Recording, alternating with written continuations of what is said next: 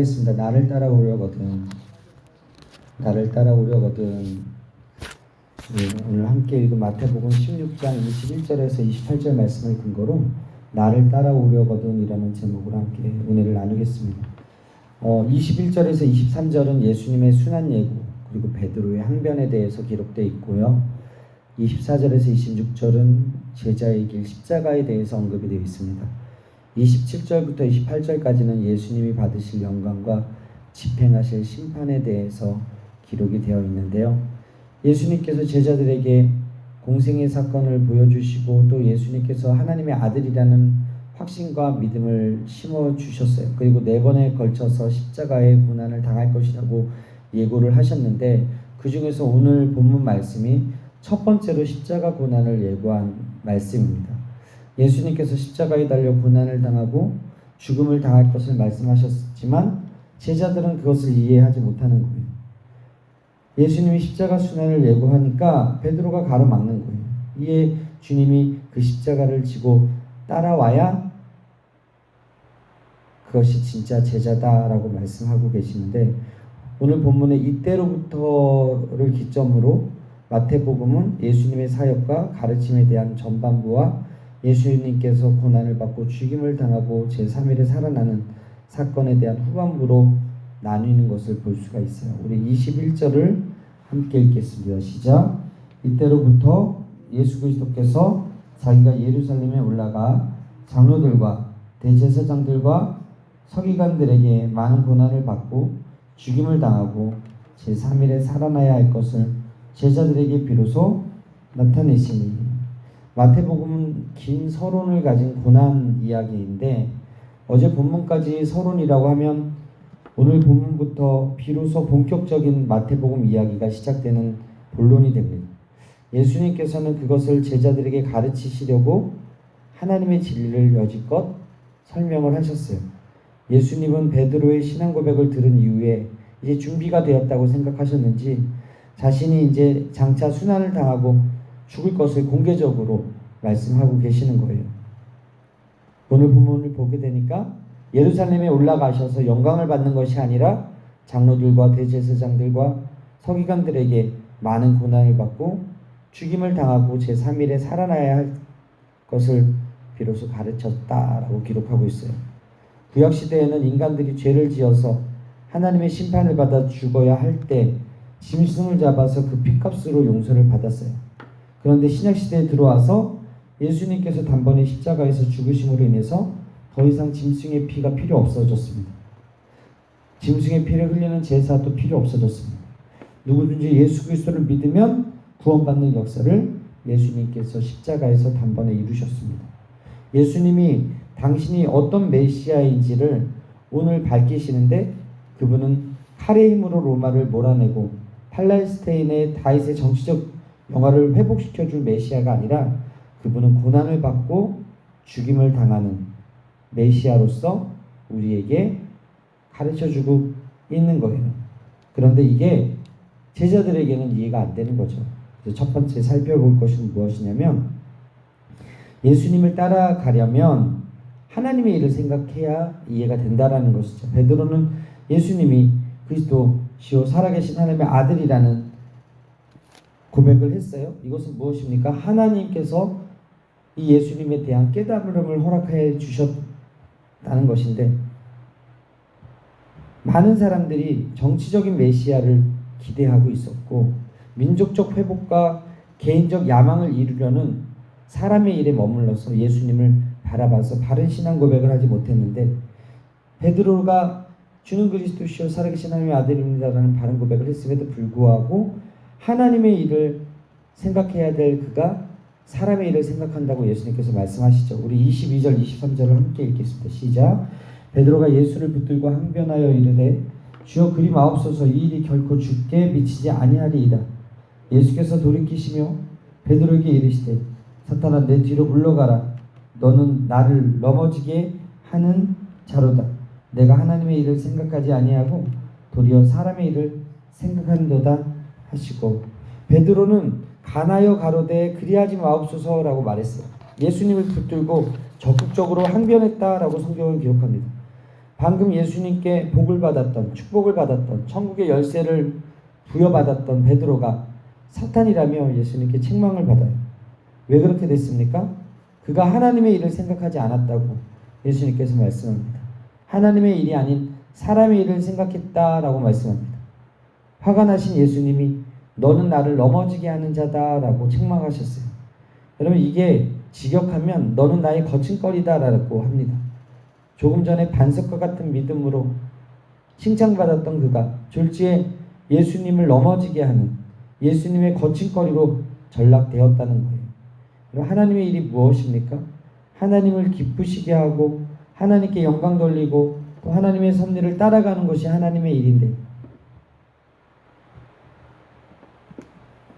오늘 베드로가 예수님의 거친거리가 되었다는 거예요. 여기서 가나요라는 말은 호통치다라는 뜻입니다. 예수님은 십자가에서 죽으시기 위해 오셨는데 베드로는 그것을 나약한 소리로 보고 호통을 쳤다는 거예요. 그가 예수님을 바라볼 때 민족의 해방가로 보고 있었던 것입니다. 말하자면 예수님을 보는 관점이 또 잘못되어 있었다는 거예요. 사람들은 늘 예수님께 화를 내죠. 주님, 제가 이렇게 기도 많이 하는데 왜 빨리 안 도와주십니까? 주님, 제가 이렇게 헌금 많이 하는데 왜 물질의 복을 주지 않습니까? 주님, 제가 이렇게 주님을 위해서 봉사 시간이 많은데 왜 일을 이렇게 처리합니까? 내가 생각하는 대로 예수님께 항변하죠. 그런데 예수님은 인류의 구원을 위해서 십자가에서 죽으신 분이라는 사실을 잃어버리면 예수님한테 화를 낼 수밖에 없다라는 거예요. 이미 예수님이 십자가에서 우리에게 다 이루었다라고 말을 하고 그 십자가를 바라보라고 이야기하는데, 우리는 예수님이 이미 몸짓고 피 흘리셔서 우리에게 다 주셨음에도 불구하고 무엇인가를 많이 바라고 있다라는 것입니다. 왕이 아닌 사형수로 오신 그 메시아, 하나님의 아들을 죽음으로 내모는 하나님의 일을 수용하지 못하면 주님의 교회를 세워야 할 반석 베드로는 주님의 길을 가로막는 걸림돌이 될 수 있고, 천국의 대리인으로 부름받은 그가 사탄의 하수인으로 몰락할 수 있다라는 것입니다. 우리도 그렇지 않습니까? 우리가 이 땅에 와서 예수 그리스도를 구주로 영접하고 잘 믿는데 어느 순간 하나님의 영광을 가리고 하나님의 일이 아닌 사람의 일을 생각하고 살아가는 경우가 있어요.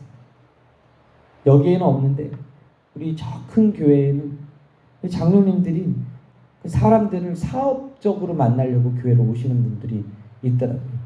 예수님을 만나려고 오는 것이 아니라 그곳에서 친교가 좋고 그곳에서의 모임이 좋고 그곳에 있으면 자기가 외롭지 않으니까 목적이 달리 교회에 나오는 사람이 있더라고요. 오늘 본문 말씀의 베드로는 예수님이 가야 될 그 길, 그 십자가의 길에 대해서 반대했어요. 그리고 그 길을 가신다고 하는 거에 이해를 하지 못했어요. 그리고 불순종하려고 했어요. 여러분, 우리는 예수님께서 하시는 말씀에 순종하고 하나님의 뜻을 따라야 된다는 사실을 믿으시게 되길 바랍니다.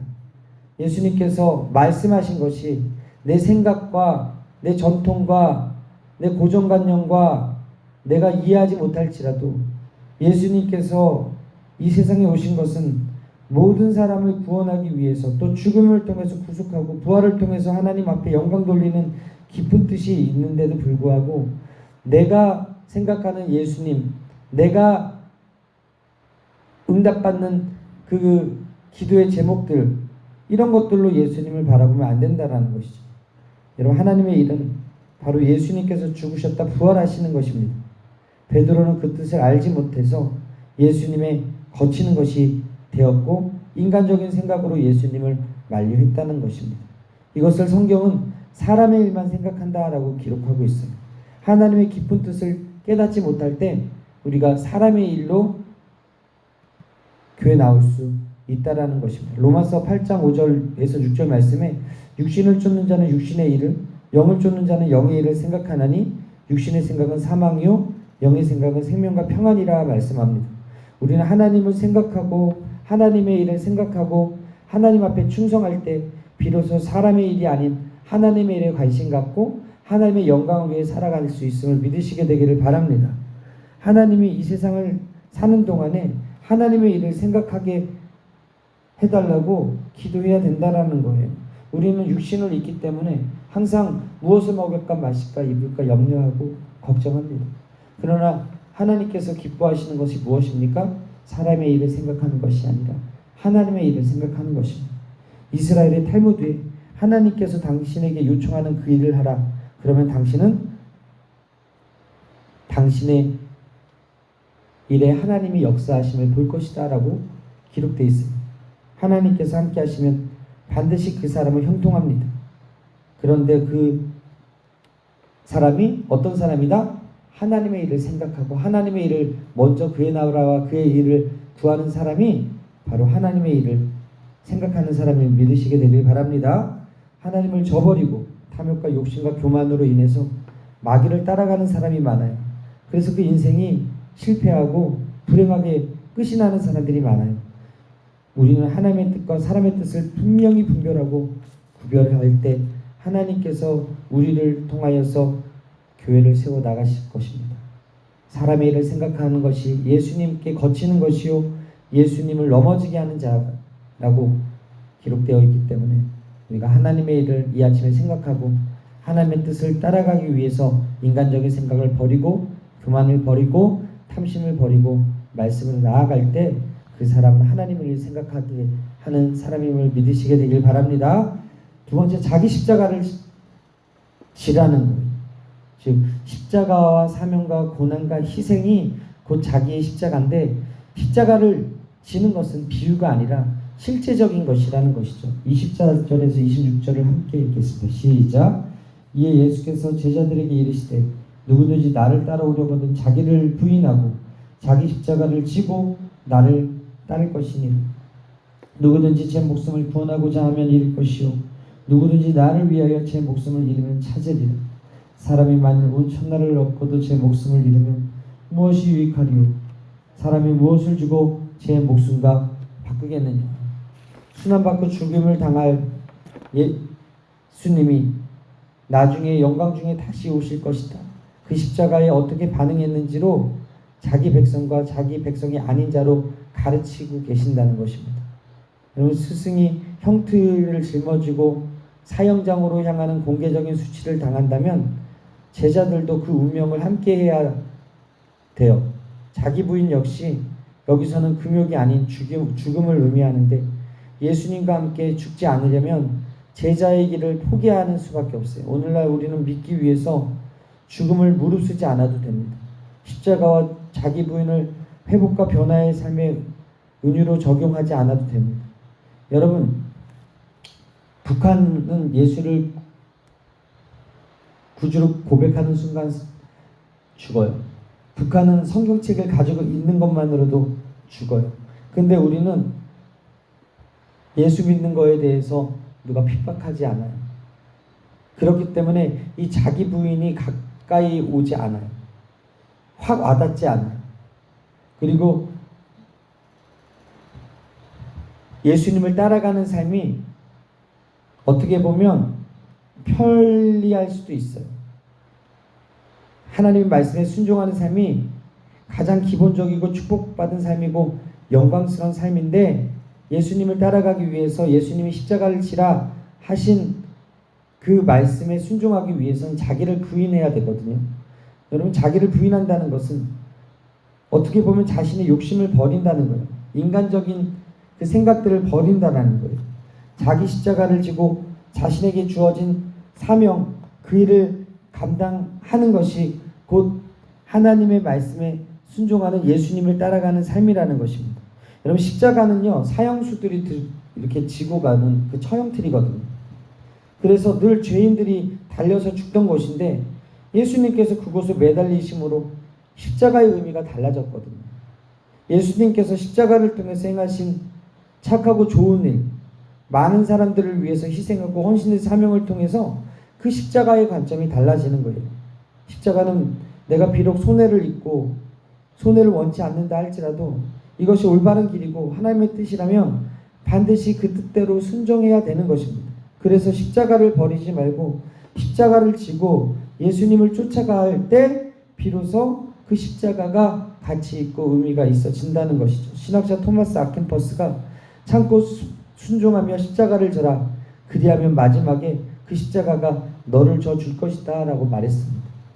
비록 지금 어렵고 힘들어도 십자가를 지면 언젠가 그 십자가가 나를 져 준다라는 것입니다. 영어에 no crown 이라는 말이 있어요. 이 말은 십자가 없이 면류관이 없다라는 말이에요.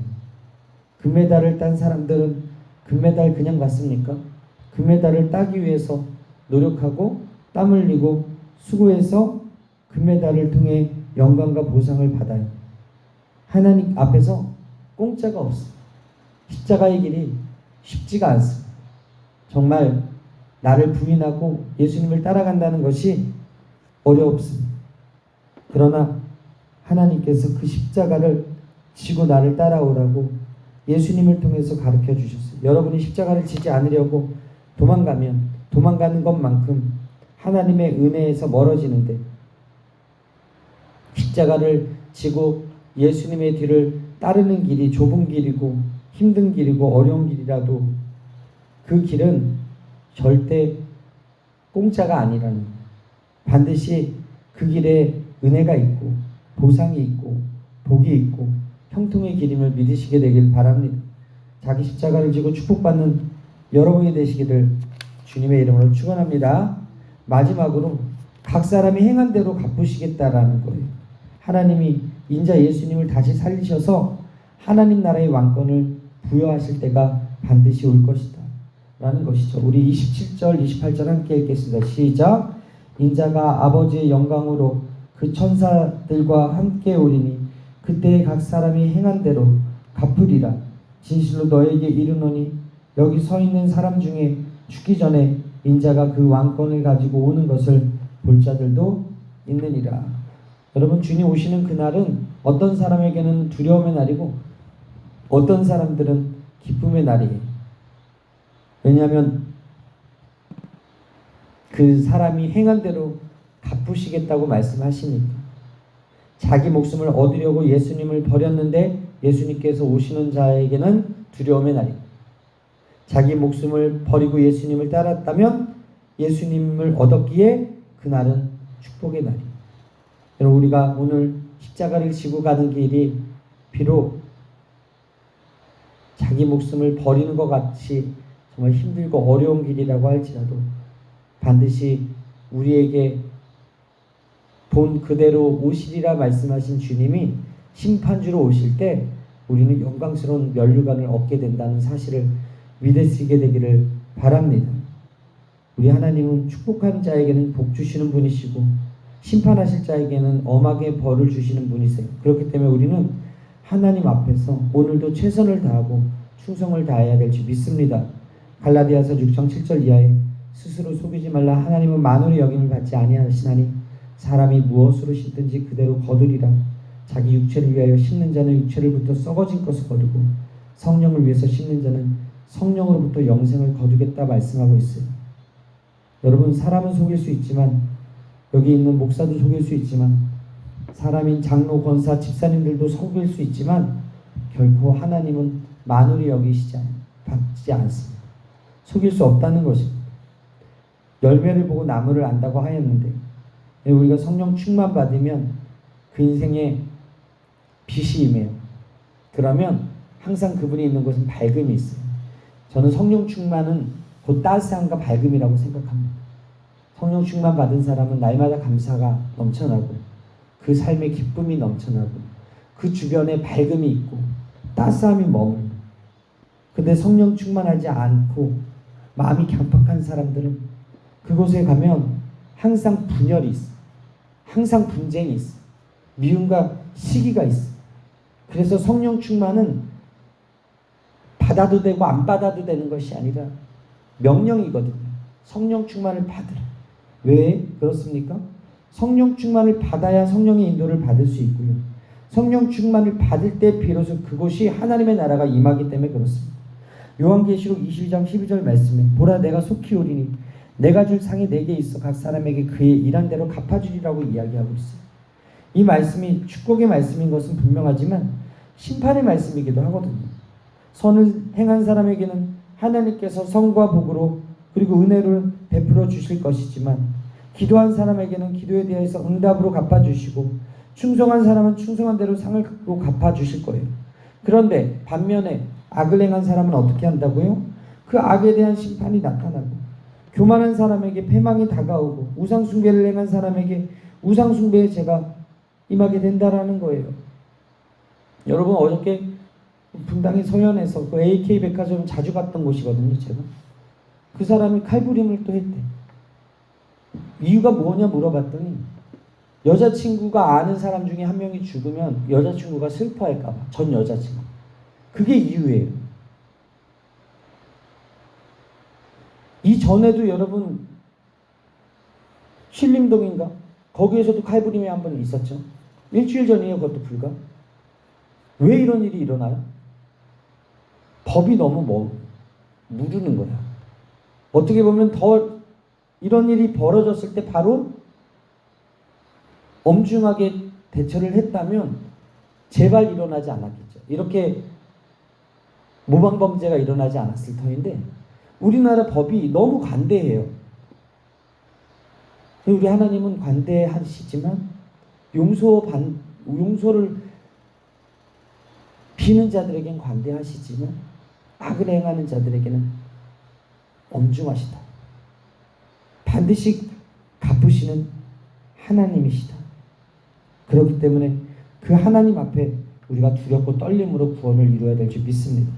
하나님께 충성하고 순종하면 절대로 손해보지 않아요. 왜요? 하나님 앞에서는 절대 공짜가 없거든요. 30배, 60배, 100배가 그냥 나온 게 아니에요. 이삭이 소출이 100배나 있었다라는 그 고백이 괜히 있는 것이 아니에요. 우리가 믿는 하나님은 째째한 하나님이 아니거든요. 심은 대로 거두게 하시고 행한 대로 갚으시는 하나님이시기 때문에 여러분에게 주어진 십자가를 지고 나아가면 그 공짜가 아니에요. 하나님이 기억하시고 하나님께서 갚아주시고 부활의 승리와 기적과 은혜를 체험하게 만들어 주신다는 사실을 믿으시게 되기를 바랍니다. 예수님을 따르는 길이 비록 하나님의 일을 생각하여서 자기 십자가를 지고 고난의 길에 동참하는 것이라고 할지라도 자기 십자가를 진다는 것은 하나님의 일을 생각하는 것이고 끝까지 져야 되는 것인데 그런 사람에게 하나님은 공짜가 아니라 반드시 좋은 것들로 허락해 주신다는 사실을 믿으시고 오늘 하루도 예수님을 따라서 하나님이 기뻐하시는 일을 행함으로 주님이 오시는 그날에 잘했다 칭찬받는 충성된 일꾼들 다 되시기를 주님의 이름으로 축원합니다. 축원합니다. 기도하시겠습니다. 하나님 감사합니다. 오늘도 이렇게 귀한 말씀 통해서 은혜 베풀어 주신 것을 감사합니다. 저희도 주님을 따라 십자가를 지기를 원합니다. 도와주시옵소서. 이 고난이 복이 될 수 있도록 저를 이끌어 주시고 오늘 하루도 주님의 십자가를 지고 하나님의 일을 생각할 때 주님께서 하나님의 사람들과 함께 하셔서 그곳이 그 땅이 하나님의 나라로 변화되어지는 놀라운 은혜의 역사가 있게 하여 주옵소서. 감사드리며 이 모든 말씀 살아계신 예수님의 이름으로 축복하며 기도합니다. 아멘.